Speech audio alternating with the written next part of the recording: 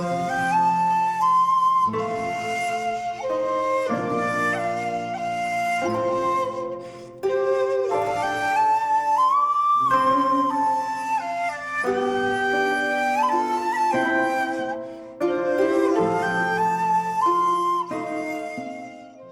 there, this is Solid Sharonan from Solid Sharonan Films, and welcome to part 19 of my Satyajit Ray series. Today we're looking at his 1984 film, The Home in the World. This is available in Volume 3 of the Artificial Eye DVD set.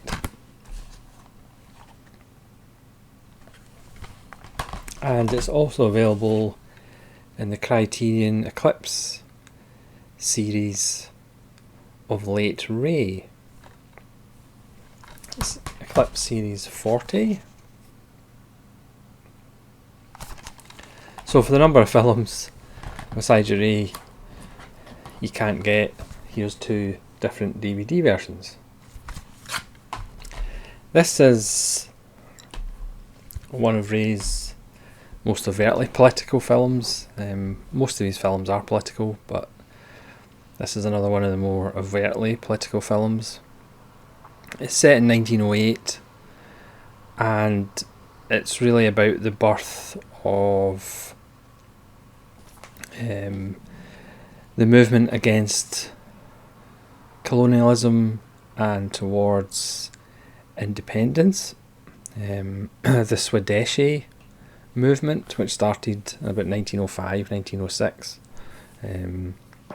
Obviously India wasn't independent from Britain until 1947. You can correct me in the comments as my Indian history isn't what it should be. And it was really about the partitioning of Bengal that kind of started the whole thing off. The Swadeshi movement, and it was the good old British trick of divide and conquer or divide and rule. So trying to get the Hindus and the Muslims to pretty much start a war together and distract them from the fact the British shouldn't be there in the first place. So it follows a couple, Nikhil and Bimala, the Chaudhrys.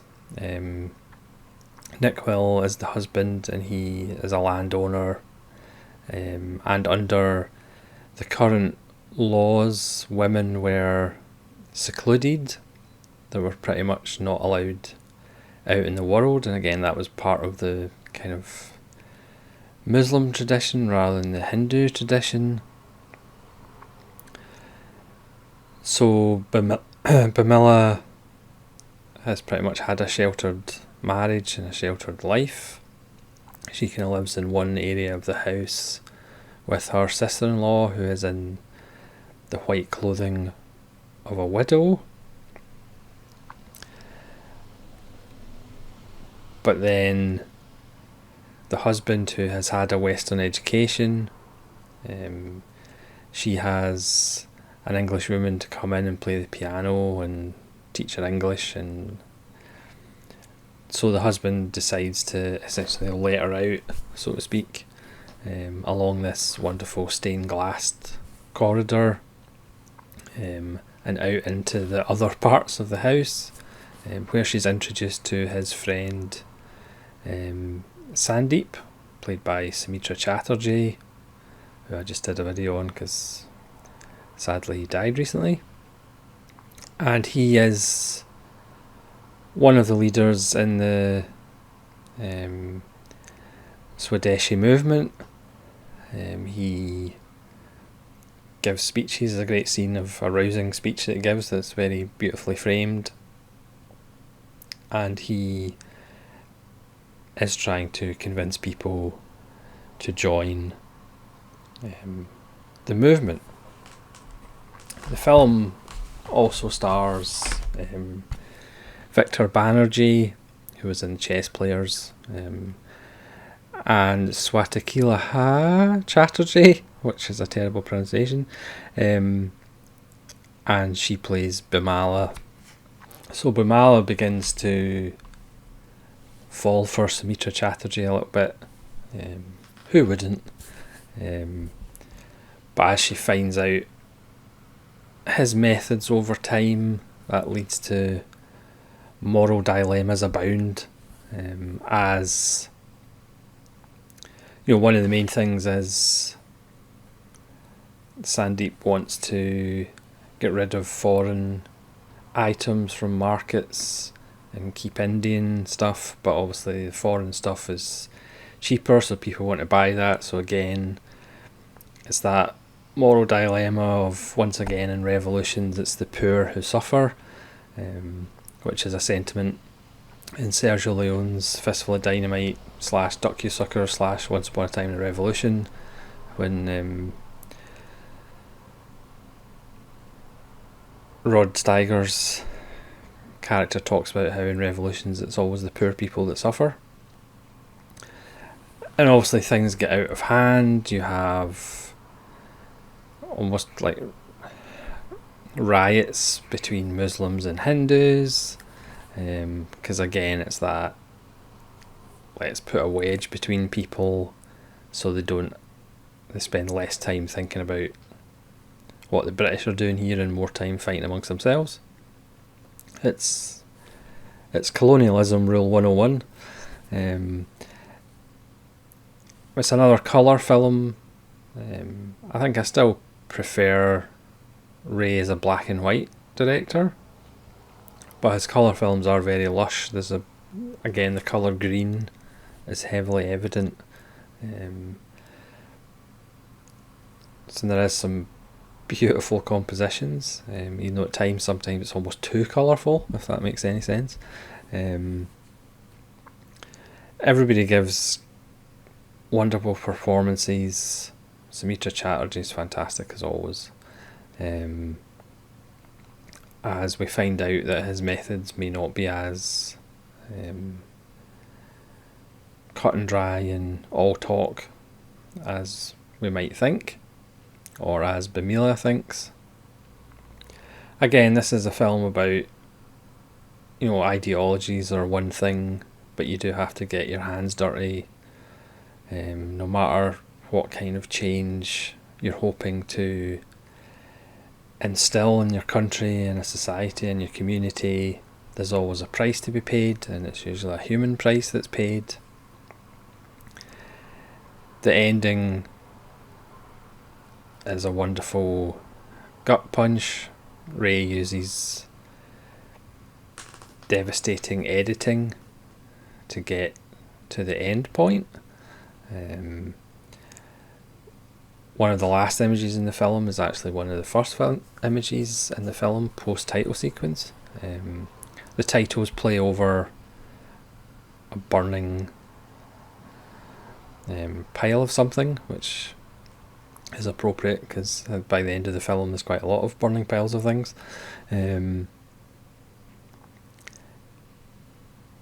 Again, the husband, obviously now that he's opened his wife's eyes to the world and to his friend, obviously that causes conflict.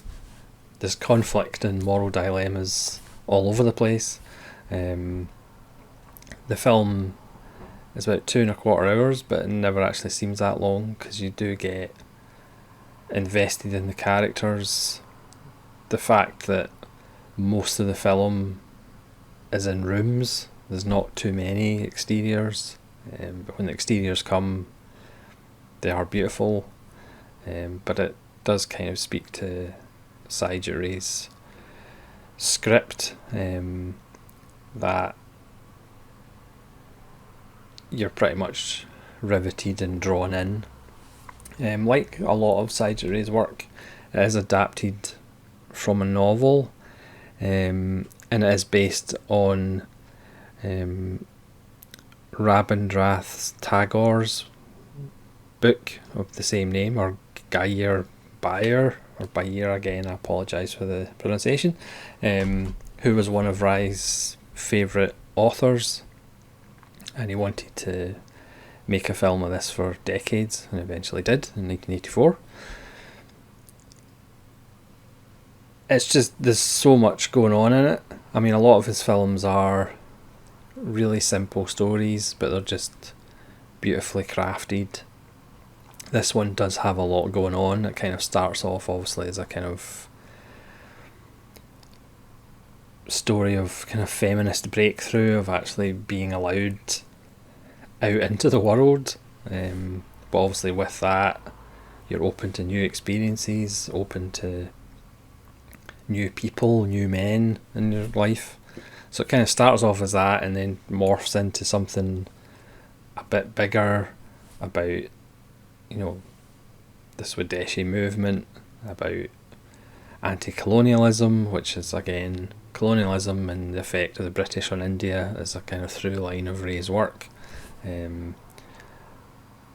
But again, it's not one-sided. I mean,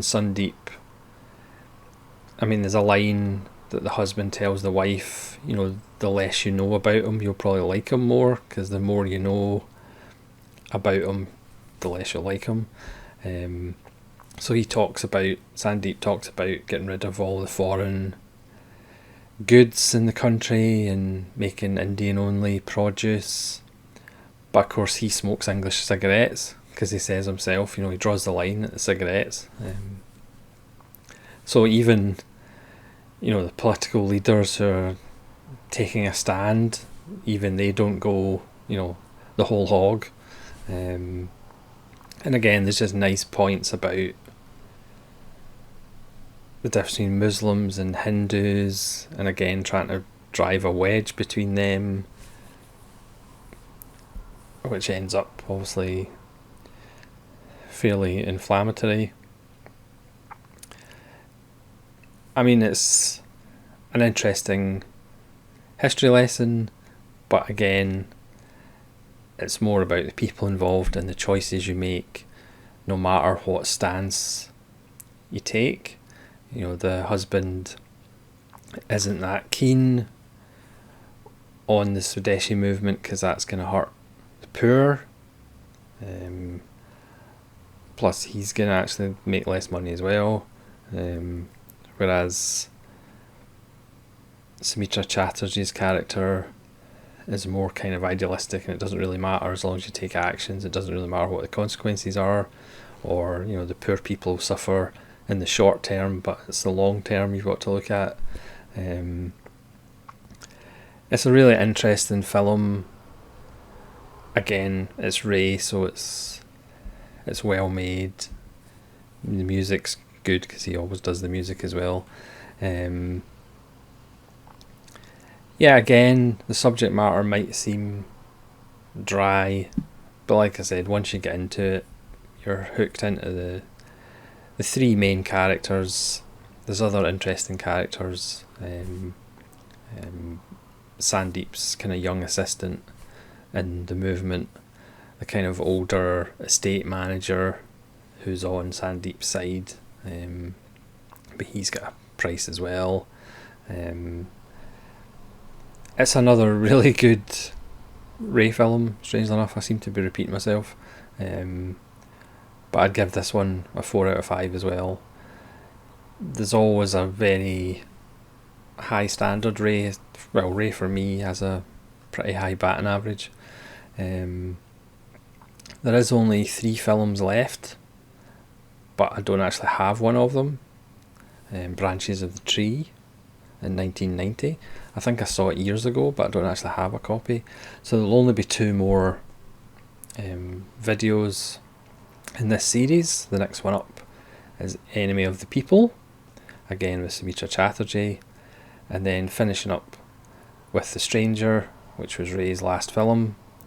He shot half of it from an oxygen tent, and then I will be summing up the Satyajit Ray journey and announcing which director will be next on the list to make a series of. So thanks very much for watching. Let me know if you've seen Home in the World and what you thought of it, and hopefully you'll join me again for part 20 of Satyajit Ray. This is Solitary Ronin from Solitary Ronin Films, saying thanks very much for watching, and farewell.